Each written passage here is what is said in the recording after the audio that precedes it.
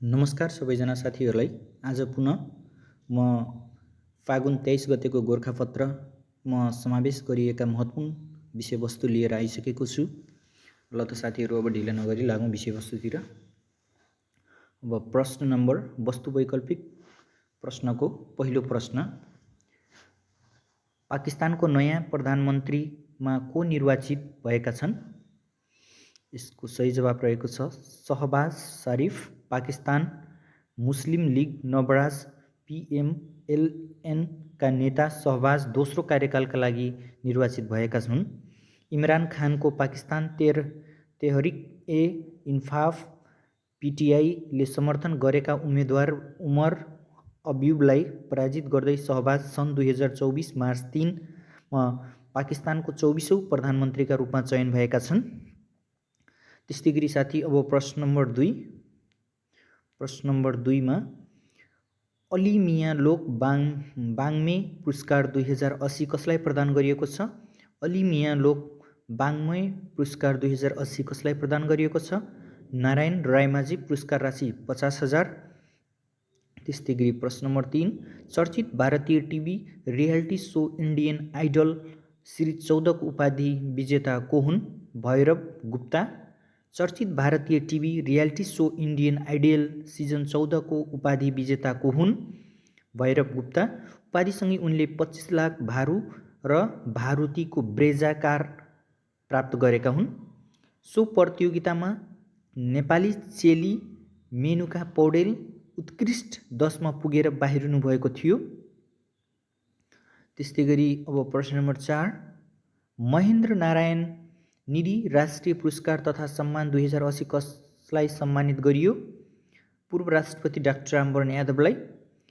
योग प्रसाद उपाध्यायलाई महेन्द्र नारायण निधि राष्ट्रिय पुरस्कार तथा सम्मान 2079, समाजसेवी दुर्गा घिमिरेलाई प्रेम सागरी देवी निधि राष्ट्रिय पुरस्कार तथा सम्मान 2080 र सङ्गीत साधक सरिता मिश्रालाई प्रेम सागरी देवी निधि राष्ट्रिय पुरस्कार तथा सम्मान 2080 प्रदान गरिएको। त्यस्तै गरी प्रश्न नम्बर 5, नेपालको पहिलो कमलरी मुक्त घोषित जिल्ला कुन हो? दाङ। संयुक्त राष्ट्रसङ्घीय कृषि तथा खाद्य सङ्गठन FAO ले बालीको रोग पत्ता लगाउन सञ्चालनमा ल्याएको एप्स कुन हो? टेलिप्लान्ट डक्टर। साथीहरू, इम्पोर्टेन्ट हुनसक्छ यो क्वेसन। यो एप हाल विभिन्न 10 वटा रोगका बारेमा विश्लेषण गरेर राखिएका छन्। त्यसै गरी एप्सले GIS रिमोट सेन्सर जलवायु डेटा प्रयोग गरी स्थानीय रूपमा जीवाणु र रोगका लागि भविष्यवाणी गर्ने प्रणालीका रूपमा काम गरेको छ।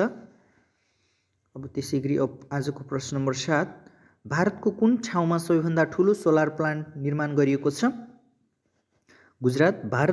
भारतीय धनाढ्य गौतम अडानीको कम्पनी अडानी ग्रिन इनर्जी लिमिटेडले विश्वकै सबैभन्दा ठुलो नवीकरणीय ऊर्जा परियोजना सञ्चालन गरेको छ। गुजरातको खावडामा बनेको यो परियोजना अहिले 551 मेगावाट क्षमता रहेको छ। परियोजनाबाट 300 मेगावाट क्लिन इनर्जी उत्पादन हुने र यसबाट 1.8 करोड घरमा विद्युत आपूर्ति हुने जनाइएको छ। अनुमानित लागत $2.26 अरब रहेको छ। सरी साथीहरू। प्रश्न नम्बर 8, तनहुँका अन्तिम राजा हर कुमार दत्त सेन हुन् भने पाल्पाका अन्तिम राजा को हुन्? पृथ्वी सेन पाल। त्यसै गरी नेपाल टेलिकमद्वारा साप्ताहिक रूपमा संस्कृत भाषामा समाचार प्रसारण गर्न कहिलेदेखि थालिएको हो? विक्रम सन् 2075 असोज 6 गतेदेखि। त्यसै गरी आजको प्रश्न नम्बर 10, नातिकाजी राष्ट्रिय विशिष्ट सम्मान कसलाई प्रदान गरियो? गीतकार आनन्द अधिकारी, सुनिल थापा, भूषण खरेल, राम भट्टराई र वसन्त विद्यासी थापा। वादवादक केशव सुनाम, कुमार सिंह, सुवर्ण लिम्बू, परम्परागत सङ्गीतकार धर्म मुनिकर र गायक सुदेश शर्मा। त्यस्तै गरी नातिकाजी राष्ट्रिय सङ्गीत पुरस्कार गीतकार विजय शिवाकोटी, गायक शिशिर योगी र गायिका बानिका प्रधान तथा सङ्गीतकार राजन नराज शिवकोटालाई प्रदान गरियो। त्यसै गरी नातिकाजी राष्ट्रिय प्रतिभा पुरस्कारबाट गायक सञ्जय तुमरोक, गायिका रचना रिमाल, सङ्गीतकार शशि विक्रम थापा र रेकर्डिस्ट प्रकाश मिश्र पुरस्कृत भएका छन्। त्यस्तै गरी नातिकाजी राष्ट्रिय लोकसङ्गीत पुरस्कारबाट लोक गायक अमृत खाती, त्यस्तै गरी नातिकाजी राष्ट्रिय कला पत्रकारिता पुरस्कारबाट पत्रकार दय शान्तिप्रिय र कृष्ण भट्टराई। सबै सम्मान र पुरस्कार राशि 11,111 रुपियाँ रहेको छ। त्यसै गरी सङ्गीत साधक नातिकाजीको नाममा स्थापित सम्मान तथा पुरस्कार राष्ट्रपति रामचन्द्र पौडेलद्वारा प्रदान गरिएको छ। त्यसै गरी प्रश्न नम्बर 11, 18औं संस्करणको सफल पोखरा म्याराथोनमा पहिलो हुने धावक को हुन्? केन्याली धावक जुलियस मुरियाली बाहोम रहेकी छिन्। 18औं संस्करणको सफल पोखरा म्याराथोनमा पहिलो हुने धावक को हुन्? केन्याली धावक जुलियस मुरियाली बाहोम। यस म्याराथोनमा पहिलोदेखि तेस्रो स्थानसम्म नै केन्याली खेलाडीले कब्जा जमाएका छन्। प्रथम हुने जुलियस मुरियाली बाहोमले निर्धारित 42.195 किलोमिटरको दूरी 2 घण्टा 19 मिनेट 36 सेकेन्डमा पुरा गरेका छन्। दोस्रो हुने केन्याकै इसा किहारा कामिनीले 2 घण्टा 20 मिनेट 5 सेकेन्ड समय निकाले भने केन्याकै इडविन क्ल्यारगटनले थप 40 सेकेन्ड लगाउँदा तेस्रो भए। त्यसै गरी नेपालका किरण सिंह बोगटी 2 घण्टा 24 मिनेट र 2 सेकेन्ड म्याराथोन पुरा गर्दै चौथो स्थान हासिल गर्न सफल भए।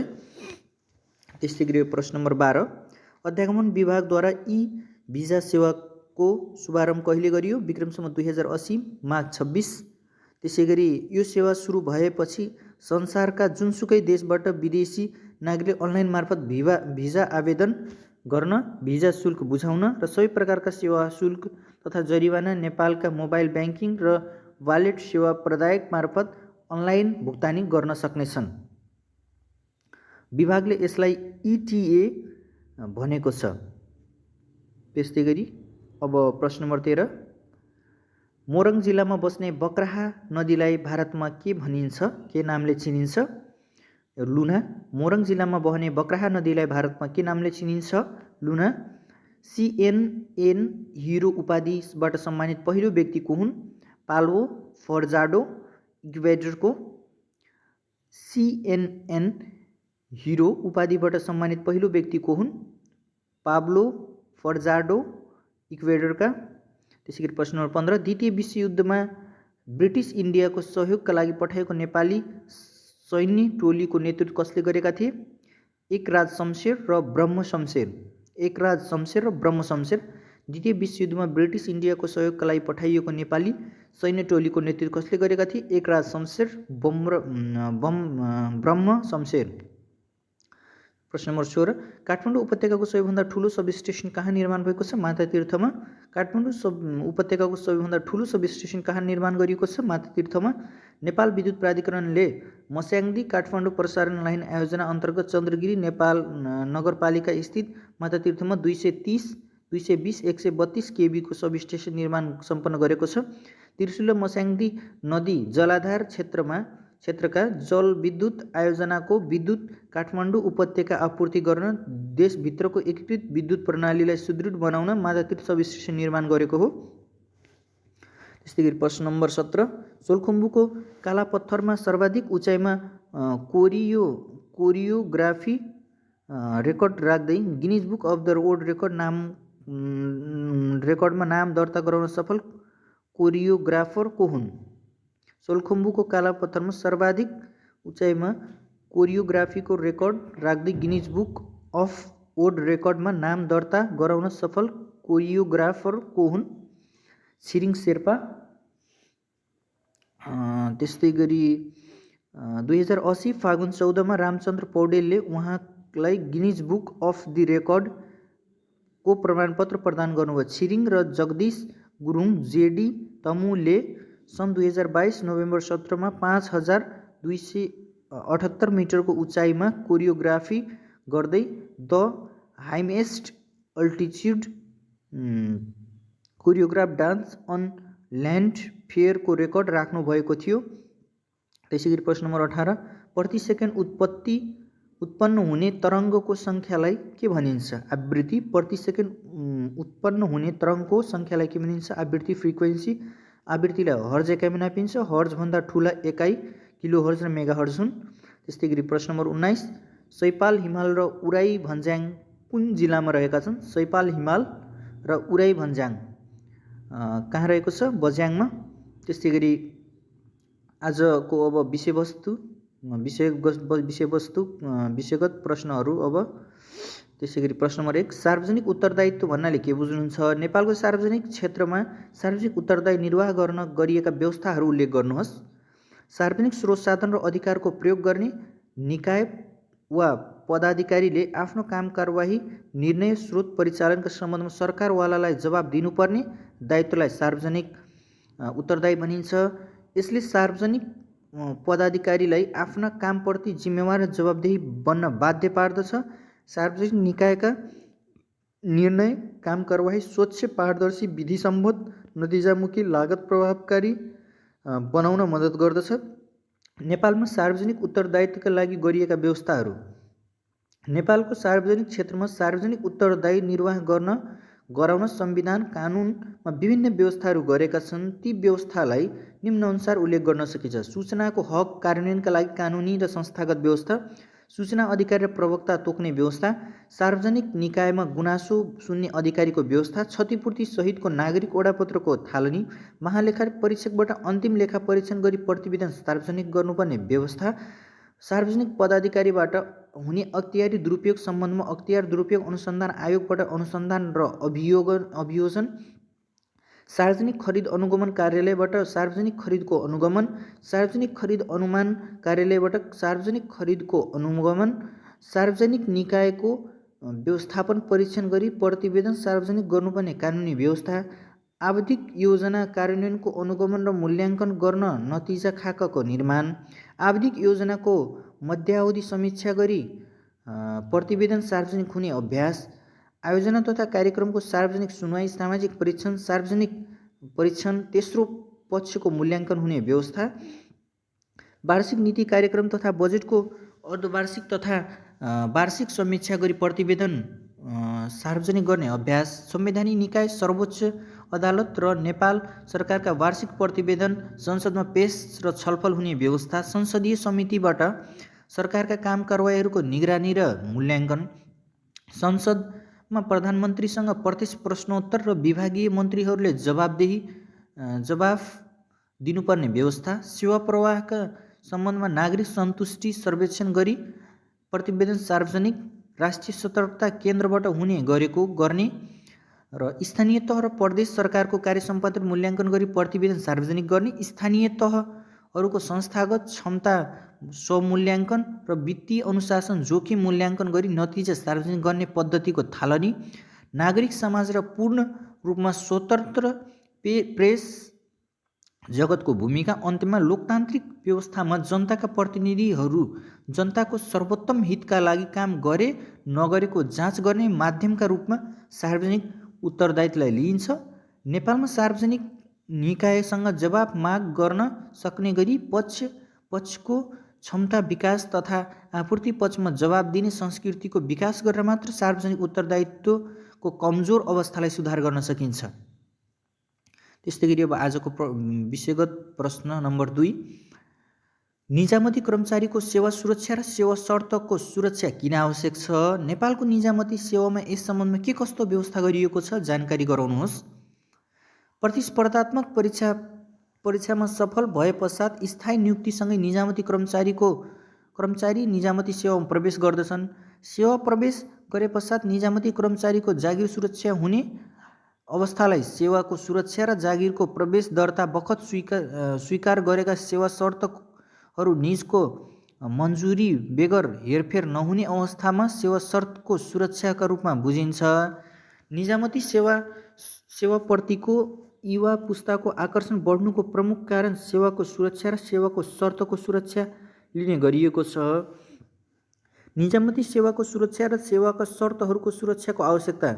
नागरिकले प्राप्त गर्ने सेवालाई निरन्तरता दिन, सरकारका महत्त्वपूर्ण अभिलेख र निर्णयलाई सुरक्षित गर्न, सरकारी निकायका संस्थागत क्षमता सम्झना सुरक्षित गर्न, सार्वजनिक प्रशासनका राजनीतिक तटस्थता सिद्धान्त कार्यान्वयन गर्न, लामो कार्य अनुभवसहित प्रशासन व्यावसायिक र विज्ञता विकास गर्न, सरकारका दीर्घकालीन नीति तथा योजना तर्जुमा र कार्यान्वयन गर्न, सरकारका सफल नीति तथा कार्यक्रमको निरन्तरता दिन र असफल नीति तथा कार्यक्रमहरू अन्त्य गर्न, सार्वजनिक प्रशासनमा स्थिरता कायम गर्न, कर्मचारी पदपूर्ति तथा तालिममा हुने प्रशासनिक खर्च बचत गरी प्राथमिकता प्राप्त क्षेत्रमा परिचालन गर्न, कर्मचारीलाई उच्च मनोबलसहित उत्प्रेरित भई काम गर्ने वातावरण प्रदान गर्न, कर्मचारीको व्यक्तिगत तथा पारिवारिक जिम्मेवारी र सङ्गठनको कार्य जिम्मेवारी बीच तालमेल मिलाउन, निजामती सेवामा प्रतिभावान उम्मेदवार आकर्षित गर्न र सङ्गठनमा टिकाइ राख्न। त्यसैगरी निजामती सेवाको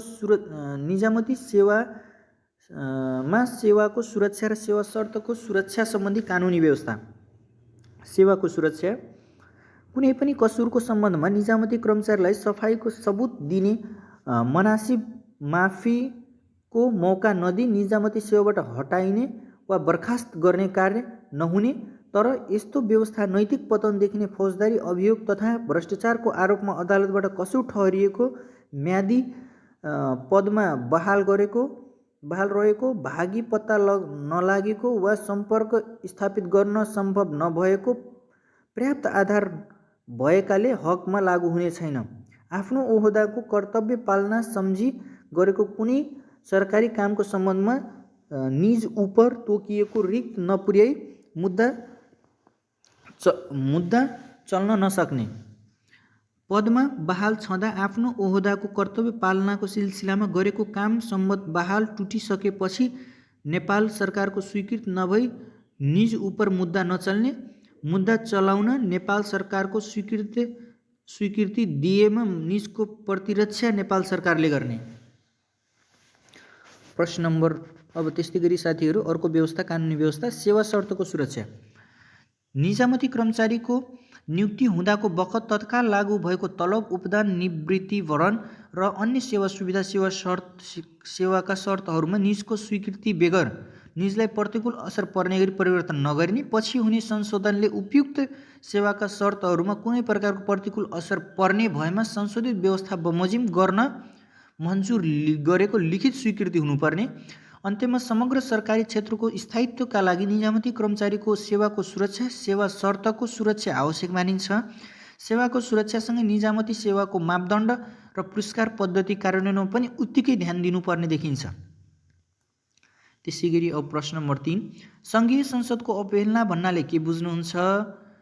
सङ्घीय संसदका विशेषताहरू जानकारी गराउँदै सङ्घीय संसदको कुनै सदनको अवहेलना भएमा के कस्तो सजाय हुन सक्दछ, विद्यमान संवैधानिक व्यवस्थाका आधारमा जवाब दिनुहोस्। संसदले सामूहिक रूपमा र संसद सदस्यले व्यक्तिको रूपमा उपयोग गर्न पाउने गरी व्यवस्था गरिएका अधिकार, विशेष अधिकार वा उन्मुक्तिलाई संसदीय विशेषाधिकार भनिन्छ। सङ्घीय संसदको कुनै सदन वा संसद सदस्यलाई प्राप्त विशेषाधिकारको हनन भएको अवस्थालाई सङ्घीय संसदको अवहेलना भनेको मानिन्छ। सङ्घीय संसदका विशेषाधिकारहरू संसदलाई प्राप्त विशेषाधिकार, आफ्नो काम कारवाही सञ्चालन गर्ने र निर्णय गर्ने पूर्ण अधिकार, संसदको काम कारवाहीमा विधि सम्मत छन् वा छैनन् भन्ने प्रश्नमा निर्णय गर्ने पूर्ण अधिकार, काम कारवाहीको नियमितता सम्बन्धमा अदालतमा प्रश्न उठाउन नसकिने व्यवस्था, सदनको काम कारवाही उप त्यसको असल नियतमाथि शङ्का उठाई कुनै पनि टीका टिप्पणी नहुने, सदनले दिएको अधिकार अन्तर्गत कुनै लिखित प्रतिवेदन, मतदान वा कारवाही प्रकाशित गरेको विषयलाई लिएर कुनै पनि व्यक्ति उप अदालतमा कारवाही नहुने, विशेषाधिकार हनन सङ्घीय संसदको अवहेलना मानिने, सदनको अवहेलनामा सजाय गर्न सकिने, विशेषाधिकार हनन भए नभएको निर्णय गर्ने अधिकार सम्बन्धित सदनलाई मात्र हुने। त्यसैगरी संसद सदस्यलाई प्राप्त विशेषाधिकार क्षेत्र। सङ्घीय सदनको दुवै सदनमा सदस्य तथा सदनको बैठकमा भाग लिन पाउने सबैलाई पूर्ण वाक स्वतन्त्रता हुने, सदनमा व्यक्त गरेको कुरा वा दिएको मतलाई लिएर कसैलाई पनि पक्राउ गर्न, थुनामा राख्न वा अदालतमा कारवाही चलाउन नमिल्ने, सदस्यले सदनमा बोलेको कुराको सम्बन्धमा जानी गलत वा भ्रामक अर्थ लगाई कुनै पनि प्रकारको प्रकाशन वा प्रसारण गर्न नपाइने, सङ्घीय संसदको कुनै पनि सदस्यलाई अधिवेशनमा बोलाएको सूचना जारी भए पश्चात फौजदारी अभियोग पक्राउ गर्नुपर्ने अवस्था बाहेक अधिवेशन अवधिभर पक्राउ नगरिने, सदनको अवहेलनामा कारवाही। नेपालको संविधानको धारा 103 को उपधारा 8 मा सङ्घीय संसदको कुनै सदनको अवहेलना देखाए बमोजिम सजाय हुन सक्ने व्यवस्था रहेको छ। सचेत गराउने, नसिहत दिने वा 3 महिनामा नबढ्ने गरी कैद गर्ने वा 10,000 रुपैयाँसम्मको जरिवाना गर्न सकिने, त्यस्तो जरिवाना सरकारी बाँकी सरह असुल हुने तर सदन सन्तुष्ट हुने गरी व्यक्तिले क्षमा याचना गरेमा सदनले क्षमा गर्न वा तोकिएको सजाय माफी गर्न वा घटाउन सक्दछ। नेपाली संविधानको धारा 103 को उपधारा 8 बमोजिम यो रिपिट भएछ साथीहरू यो। त्यस्तै गरी हामी कहाँ छौँ, सदन र संसद सदस्यले कुनै पनि डर, दबाव, प्रभाव वा हस्तक्षेपमा स्वतन्त्र ढङ्गले कार्य सम्पादन गर्ने वातावरण बनाउनका लागि संसद र सांसदलाई संविधानको अन्य कानुन विशेष अधिकार र उन्मुक्ति प्रदान गर्नेछ। कसैले सदनको अवहेलना गरेमा सम्बन्धित सदनको अध्यक्षता गर्ने व्यक्तिले सदनको निर्णयबाट सजाय गर्न सक्ने अधिकार सङ्घीय सदनका दुवै सदनसँग सुरक्षित रहेको छ। त्यस्तै गरी साथीहरू आजको प्रश्न नम्बर 4, नेपालको संविधानले गरेका व्यवस्था अनुसार प्रदेश सञ्चित कोषमाथि व्यवहार हुने खर्चहरू उल्लेख गर्नुहोस्। प्रदेश सञ्चित कोषको परिचालन गर्दा प्रदेश सभाको स्वीकृति बेगर पनि खर्च गर्न सकिने विषय सम्बन्धित व्ययलाई प्रदेश सञ्चित कोषमाथि व्यवहार भन्ने बुझिन्छ। प्रदेश सञ्चित कोषको परिचालन गर्दा प्रदेश सभाको स्वीकृति बेगर पनि खर्च गर्न सकिने व्यवस्था विषयसँग सम्बन्धित व्ययलाई प्रदेश सञ्चित कोषमाथि व्यवहार भन्ने बुझिन्छ। नेपालको संविधानको भाग 16 मा प्रदेश आर्थिक कार्यप्रणाली सम्बन्धी प्रावधान उल्लेख छन्। संविधानको धारा 206 ले प्रदेश सञ्चित कोषमाथि व्यवहार हुने भनी देखाएका विषयसँग सम्बन्धित खर्चहरू उल्लेख गरिएको छ। प्रदेश सभामुख र प्रदेश उपसभामुखलाई दिने पारिश्रमिक र सुविधा खर्च, प्रदेश लोकसेवा आयोगका अध्यक्ष र सदस्यलाई दिइने पारिश्रमिक र सुविधा रकम, प्रदेश सरकारको दायित्वको ऋण सम्बन्धी व्यवहार, प्रदेश सरकारका विरुद्ध अदालतबाट फैसला भएका फैसला वा आदेश अनुसार तिर्नुपर्ने रकम, प्रदेश कानुनले प्रदेश सञ्चित कोषमाथि व्यवहार हुने भनी निर्धारण गरिएको रकम। त्यसै गरी अब आजको अन्तिम प्रश्न नम्बर 5, स्थानीय तहको बेरुजु बढ्दै जानुको कारण उल्लेख गर्दै बेरुजु न्यूनीकरणका उपायहरू उल्लेख गर्नुहोस्। प्रचलित कानुन विपरीत आय र व्यय सम्बन्धी कार्य गर्दा देखा परेका अनियमितता कारोबार नै बेरुजु हो। प्रचलित कानुन बमोजिम पुर्याउनु पर्ने रीत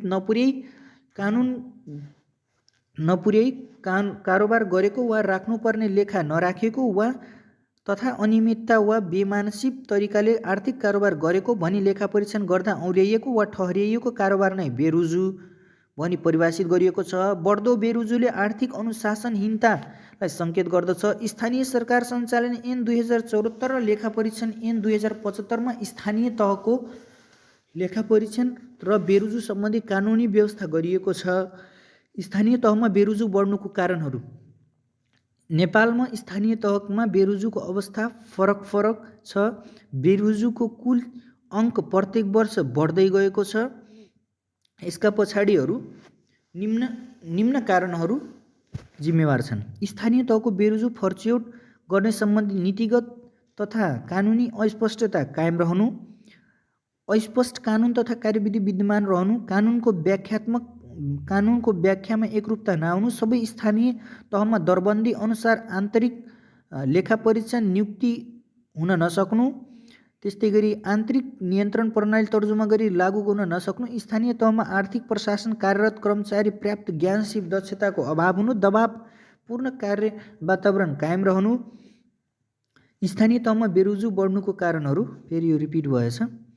दबाब सङ्घ र प्रदेश सरकार तथा आर्थिक वर्षको अन्त्यतिर कार्यक्रम र आयोजनाहरू स्थानान्तरण भई आउने र स्थानीय तहले बजेट फ्रिज हुन नदिई पेशकी उपलब्ध गराउने प्रवृत्ति हाबी रहनु, खर्च गर्न उद्धत हुने तर आर्थिक बेरोजु न्यूनीकरणप्रति जिम्मेवार नरहने प्रवृत्ति, लेखा उत्तरदायी अधिकृत लगायत अन्य जिम्मेवार व्यक्ति देखिनु, जनप्रतिनिधिलाई वित्तीय रूपमा जवाबदेही बनाउने कानुनको अभाव, स्थानीय लेखा समिति सक्रियता अग्रसरताको कमी।